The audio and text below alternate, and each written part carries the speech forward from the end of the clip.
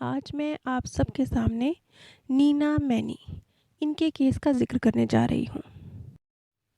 Neena many एक महिला हैं जिन्होंने सन 1993 में डॉक्टर विज का जो सामूहिक पास्ट लाइफ थेरेपिस्ट सेशंस होते हैं, उन्हें अटेंड किया था। बाद में उनका जो एक्सपीरियंस था, उन्होंने डॉक्टर विज को एक लेटर के माध्यम से अपना एक्सपीरियंस बताया था। व्यक्तिगत रूप से डॉक्टर विज से तो उनकी मुलाकात हुई भी नहीं थी। डॉक्टर विज ने अपनी बुक में इनके इस केस का ज़िक्र किया है, जिसे आज मैं आप लोगों के साथ शेयर करने जा रही हूँ। नीना का एक ये जो एक्सपीरियंस है, ये ना एक बहुत ख़ास चीज़ है जो निकल के आती है। थोड़ा-सा हमें इस पे ध्यान देने की ज़रूरत है कि इस प्रकृति में जो घटनाएँ आपको लगता है ना कि बस यूँ ही घट गई हैं, नहीं वो यूँ ही नहीं घटी हैं। उनके पीछे कुछ मकसद भी है और उन घटनाओं का आपके जीवन में आना या कुछ व्यक्तियों का आपके जीवन में आना, वो इस प्रकृति ने किसी नियति से किया है, किसी कारण से किया है, यूँ ही नहीं हुआ। अब हम नीना के केस पे वापस आते हैं। नीना बताती हैं कि 93 की बात है, जब वो इन सब चीज़ों से पूरी तरह अनजान थी। उन्हें पूर्व जन्म या अगला जन्म ऐसी बातों में ना विश्वास था, ना कोई जानकारी थी। तो एक दिन किसी व्यक्ति ने उनके हाथ में मैनी लाइफ मैनी मास्टर्स ये बुक थमा दी। अब देखिए, तो वो व्यक्ति ने यूँ ही थमा दी, लेकिन वो कहते हैं कि नहीं, ये मेरी कुछ नियति में लिखा था, ये मेरी खुशकिस्मती थी कि उस व्यक्ति ने मेरे हाथों में वो यूँ ही मेरे जीवन में नहीं आया था। उसने जो ये बुक मेरे हाथों में थमाई, ये मेरे लिए लाइफ़ चेंजिंग साबित हुई। और इस बुक को पढ़ने के बाद नीना की समझ में आया कि अब तक अपने जिस व्यवहार को वो बहुत अजीबो-गरीब समझ रही थी, वो एक्चुअल में अजीब नहीं था। कुछ एहसास थे जिनसे वो बहुत गहराई से गुज़री थी, जिनकी वजह से वो व्यवहार था, और वो अजीब नहीं था बल्कि कहीं न कहीं उसकी मैच्योरिटी का सबूत था। जैसे कि जब किसी के व्यक्ति कोई प्रियजन गुज़र जाता है तो वो बहुत ज़्यादा शोक में चले जाते हैं। नीना के साथ ऐसा नहीं था। वो उतनी गहराई से शोक को और संताप को महसूस नहीं करती थी। तो उसे एक तरह से हृदयहीन की उपाधि दे दी जाती थी, या भावनाएँ नहीं हैं उसके अंदर, इस तरह की उसे सामने वाले का उसके प्रति नज़रिया होता था। आज नीना को समझ में आता है कि उसके जो कुछ व्यवहार लोगों की नज़र में अजीब थे, वो एक्चुअली जो उसके सबकॉन्शियस माइंड में बहुत पुराने गहरे अनुभव बसे हुए हैं, वो अनुभव तो भूल चुकी है, लेकिन उन अनुभवों से जो उसने सीखा वो तो नहीं भूली ना। उसका प्रकटीकरण हो रहा है। उसके अजीब व्यवहार में वो अनुभव जो गुज़र चुके हैं, जो वो भूल चुकी है, उसका प्रकटीकरण है। जैसे कभी किसी को बचपन में जब वो 3-4 साल का था, किसी कुत्ते ने काट लिया हो, वो बड़ा हो जाए, वो 50 साल का हो जाए, अब वो भूल भी चुका है, उसे वो घटना याद नहीं है कि कब वो 3 साल का था, कब उसे कुत्ते ने काटा था। लेकिन हो सकता है कुत्तों के प्रति उसके मन में डर हो। तो ये क्या है? ये है कि वो अनुभव तो भूल गया, एक्सपीरियंस याद नहीं है, लेकिन उससे क्रिएट हुई भावनाएँ, उससे जो उसके मन ने रिज़ल्ट निकाल के अपने पास रख लिया, वो रिज़ल्ट याद है, जो उसके इस अजीब व्यवहार का कि 50 साल की आयु में भी वो कुत्तों से डर रहा है, की वजह बन गया है। ख़ैर, अ, वो बताती हैं कि इस पुस्तक को पढ़ने के बाद मेरे मन में डॉक्टर विज से मुलाकात की इच्छा हुई। वो बताती हैं कि 10 साल का वक़्त गुज़र चुका था, जब कैलिफ़ोर्निया में हाईवे पर गश्त लगाते हुए उनके जो पति थे, जो कि एक पुलिस अधिकारी थे, एक दुर्घटना का शिकार हो गए थे जिसमें उनकी मृत्यु हो गई। इसके बाद द ओपेरा विनफ्रे शो, ये एक अमेरिकी शो है जिसमें उसने डॉक्टर विज को देखा, और नीना के मन में ये भाव पैदा हुआ कि वो काश ब्रायन विज से मुलाकात कर सके। और उसकी खुशकिस्मती से 2 हफ्ते बाद ही उन्हें पता चला कि ओमेगा में डॉक्टर विज का एक जो वो पास्ट लाइफ सेशंस लेते थे ग्रुप में, उसका आयोजन होने वाला है। तो उन्होंने उसके लिए अपनी सीट आरक्षित करवा ली, और इसे नीना का गुड लक कहिए कि जैसे अ,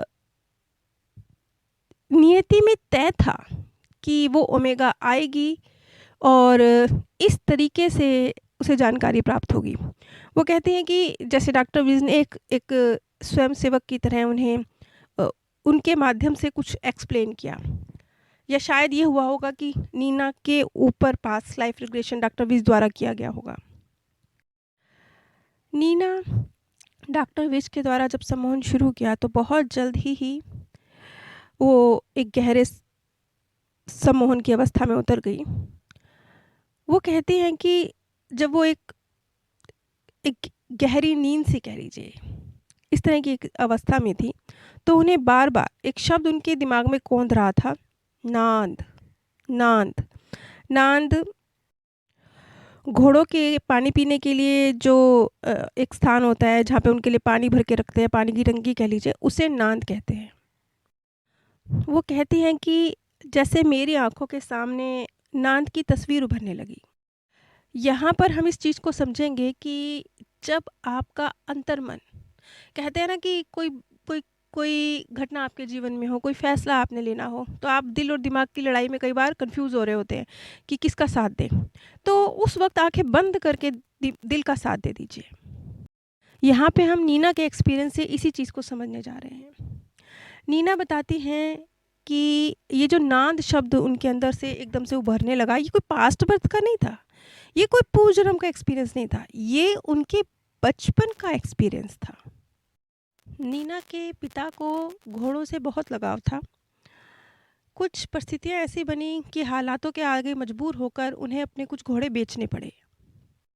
बाद में जब उनके पिता को ये पता चला कि जिसको उन्होंने अपने घोड़े बेचे हैं, उस व्यक्ति ने उनके घोड़ों को मार दिया है, तो उन्हें बहुत तकलीफ़ हुई। क्यों? क्योंकि वो उनके लिए घोड़े नहीं थे, वो उनके लिए उनके बच्चे थे। और इससे भी ज़्यादा दुःख तो इस बात का था कि उनके पिता की अंतर चेतना, उनका मन बार-बार कह रहा था कि इस व्यक्ति को घोड़े ना बेचे जाएँ। लेकिन फिर भी क्योंकि उससे शायद थोड़ी ज़्यादा धनराशि मिल रही थी, उन्होंने अपने मन की आवाज़ को नहीं सुना और घोड़े उस व्यक्ति को बेच दिए।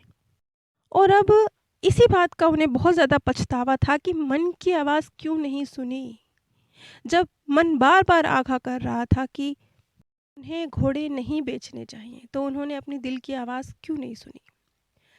खैर, बच्ची नीना ये सब कुछ देख रही थी। उसे भी घोड़ों की मृत्यु का बहुत दुःख था। उसके लिए भी वो घोड़े उसकी जान थे। लेकिन वो रोकर, दुखी होकर अपने पिता को और ज़्यादा दुखी नहीं करना चाहती थी। वो पहले ही बहुत ज़्यादा गिल्ट में थे, वो उनके गिल्ट को और बढ़ाना नहीं चाहती थी। और छोटी-सी नीना ने ये तय किया कि कुछ भी हो, दिल में कितना भी दर्द हो, वो रो के अपने पिता का अपराध बोध नहीं बढ़ाएगी, चुप रहेगी, सारे दर्द को चुपचाप सहेगी। छोटी-सी बच्ची, बच्चे तो आपको पता है ज़रा-सा एक काँटा भी लग जाता है तो रो-रो के आसमान सिर पे उठा लेते हैं। उस बच्ची ने जान से प्यारे घोड़ों की मृत्यु के दर्द को भी चुप रह के सहा, सिर्फ़ इसलिए कि मतलब कितनी मैच्योरिटी है उस छोटी-सी बच्ची में। जैसे कि लोग उसे हृदयहीन कहते हैं। हृदयहीन क्यों कहते हैं? क्यों? क्योंकि किसी की मृत्यु हो जाती है तो वो रोती नहीं है। उसके अंदर उतनी गहरी दुःख वाली फीलिंग्स पैदा नहीं होती हैं, तो लोग उसे हृदयहीन कहते हैं। जबकि हकीकत में वो कितनी मैच्योर है, वो कितनी मैच्योर है मासूम नीना, कि उसे पता है कि मेरे पिता को दर्द होगा तो वो दस दर्द को भी चुप करके सह रही है, किसी को बता नहीं रही है। नीना कहती है कि उसने अपने इस दर्द को बिल्कुल चुप रह के घोट के पी लिया, लेकिन जब ये सेशन शुरू हुआ तो जैसे वो दबा हुआ दर्द, क्योंकि दर्द तो था ना, दर्द तो था, उसे दबा दिया गया था लेकिन वो था। तो जैसे वो सतह पर वापस आ गया। लेकिन एक बहुत ख़ास चीज़ हुई कि जैसे-जैसे वो दर्द भर-भर के सामने आ रहा था, वो जो 4-5 साल की मासूम नीना का दर्द था, वो सब जैसे ऊपर आ गया था। लेकिन ऊपर आने के बाद, प्रकट होने के बाद जैसे वो ख़त्म भी हो गया था। अब यहाँ पर जैसे मैंने अभी थोड़ी देर पहले कहा कि जब दिल और दिमाग की जंग हो तो दिल की सुन लेनी चाहिए। उसके पिता ने दिल की नहीं सुनी, उसके पिता ने दिमाग की सुनी कि मेरा दिमाग कह रहा है यहाँ से पैसे ज़्यादा मिल रहे हैं। दिल कह रहा था ना बेच, लेकिन दिल की नहीं सुनी। अगर दिल की सुन ली होती तो शायद उन घोड़ों की मृत्यु ना होती। ठीक इसी तरह से नीना अपना एक्सपीरियंस बताती हैं कि उनके जीवन में भी ऐसे तो कई बार इस तरह के पल आए हैं कि उन्हें इस बात की खुशी हुई कि उन्होंने दिल का सुन लिया, और इस बात का दुःख हुआ कि घटनाओं में उन्होंने दिमाग की चलाई, दिल की नहीं सुनी, उसमें उन्होंने नुकसान उठाया। उनके जीवन के जो अनेकों-अनेक और घटनाक्रम हैं, उसका ज़िक्र मैं अगली कड़ी में करूँगी। लेकिन अब हम कम शब्दों में इस बात को समझते हैं कि हमारे हाथ में क्या निचोड़ आता है। हमारे हाथ में निचोड़ ये निकल के आता है कि आपकी अंतर आत्मा अगर बार-बार किसी एक दिशा में आपको लेके जा रही है, चाहे वो दिशा गलत भी लग रही हो, गलत मतलब वो फ़ैसला आपको गलत भी लग रहा हो, तो भी उस फ़ैसले के साथ हो जाइए। वो आपकी अंतरात्मा की आवाज़ हो सकती है। यहाँ पे इस बात को गलत सेंस में मत लीजिएगा। ये मत कीजिएगा कि अगर आपका मन आपको ये कह रहा है कि लेटे रहो, एक्सरसाइज़ मत करो, तो ये आपकी मन की आवाज़ है। जी नहीं, ये आपके मन की आवाज़ नहीं है, ये आपके आलस की आवाज़ है। यहाँ पर मैं सिर्फ़ अंतर्मन से जो एक फ़ीलिंग्स ज़बरदस्त उठ रही है, बिना किसी तर्क के उठ रही है, उसका ज़िक्र कर रही हूँ। यहाँ मैं आप सबसे एक बात और कहना चाहूँगी कि बहुत सारे लोग जो अपना वक़्त और पैसा पास्ट लाइफ़ रिग्रेशन पे खर्च करते हैं, लेकिन उन्हें नतीजे नहीं मिलते। तो उन सबको मैं यही सलाह देती हूँ कि ये प्रकृति, जैसे इस प्रकृति ने रूल बनाया है ना कि आप अपना पास्ट लाइफ़ याद नहीं रख पाएँगे।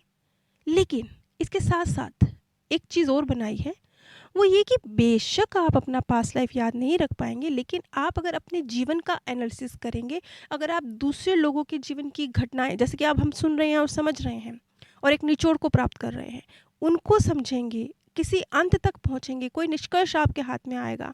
आप अपने जीवन में जो भी कोई डर है, कोई गुस्सा है, कोई नफ़रत है, कोई आदत है, कोई संस्कार है, वो जो बचपन से आपके साथ चला आ रहा है, वो जो आपकी लाइफ़ के ऊपर बहुत गहरा असर डाल रहा है, उसका एनालिसिस करेंगे, तो यकीन मानिए आपको किसी पास्ट लाइफ़ की ज़रूरत नहीं है।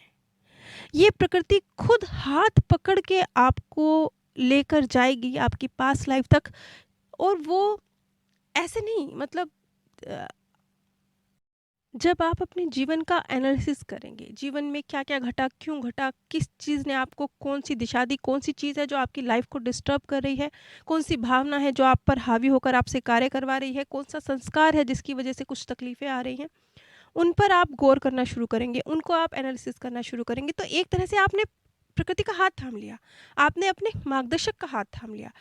अब आप कम से कम सही ट्रैक पर हैं, अपने दिल की आवाज़ सुनने के ट्रैक पर हैं। और यकीन मानिए जब रास्ता सही होता है तो मंजिल थोड़ा देर से या थोड़ा जल्दी मिल ही जाती है।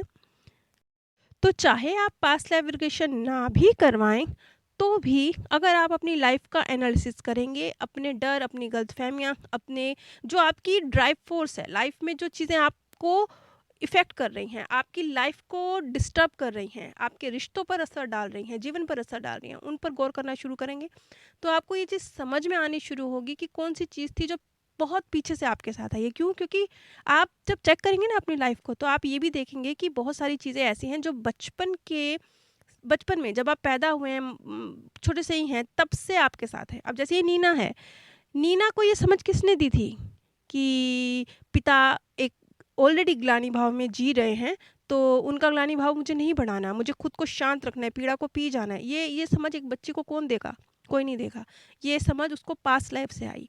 इसी तरह से आप भी ध्यान दीजिएगा, आपकी भी बचपन से ही कुछ आदतें होंगी, कुछ व्यवहार होगा, कुछ भावनाएँ होंगी जो जो जिसका असर आप ये नहीं कह सकते कि मेरे मम्मी-पापा ने, मेरे माहौल ने, मेरे स्कूल ने, मेरे दोस्तों ने मुझे सिखाई, वो नेचुरली आपके अंदर थी। तो थोड़ा उनको समझने की कोशिश कीजिए, और जो अगर वही चीज़ें लाइफ़ में आपको कुछ गड़बड़ दे रही हैं या कुछ अच्छा दे रही हैं, उन्हें समझने की कोशिश कीजिए। तो एक तरह से आप अपने मार्गदर्शक की गाइडेंस में हैं। क्यों? क्योंकि फिर आप सही ट्रैक पर चलेंगे और अपने जो गलत संस्कार हैं उनको ख़त्म करके क्लैरिटी के साथ, ज्ञान के साथ अपने अंदर ईज़िली चेंज ला पाएँगे। क्योंकि ये तो बात पक्की है कि जब तक आपको ज्ञान नहीं होगा, आपको अपनी ही कमियों की क्लैरिटी नहीं होगी, तब तक तो कुछ नतीजे निकलेंगे भी नहीं।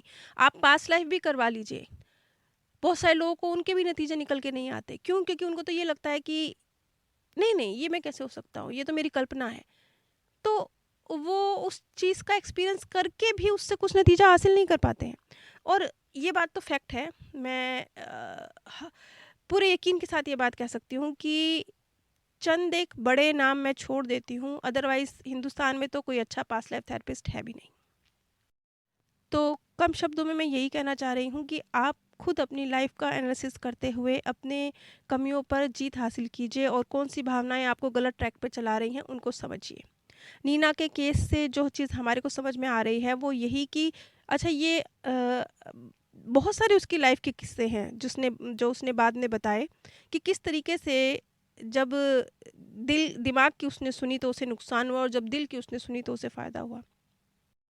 दिल की आवाज़ सुन लेने का मतलब ही एक तरह से उसने अपने मार्गदर्शक की गाइडेंस को पाया। नीचे डिस्क्रिप्शन बॉक्स में मैंने आप सभी के साथ अपने second channel path of happiness का लिंक भी शेयर किया है। उस चैनल पर भी मृत्यु के बाद की दुनिया के संबंध में, पूर्व जन्मों के संबंध में जो सत्य रिसर्च हुई हैं, जो लोगों के अनुभव रहे हैं, उसके आधार पर जानकारी प्रदान की जाती है। अगर आप इसी सब्जेक्ट पर जो सत्य रिसर्च है उसके आधार पर जानकारी चाहते हैं तो कृपया मेरे सेकंड चैनल, जिसका लिंक मैंने नीचे डिस्क्रिप्शन बॉक्स में दिया है, पर एक बार ज़रूर विजिट कीजिए। सभी पर परमात्म सौंदर्य, प्रेम और आनंद सदैव बरसता रहे। आप सभी दिव्य परम धाम में स्थान प्राप्त करें।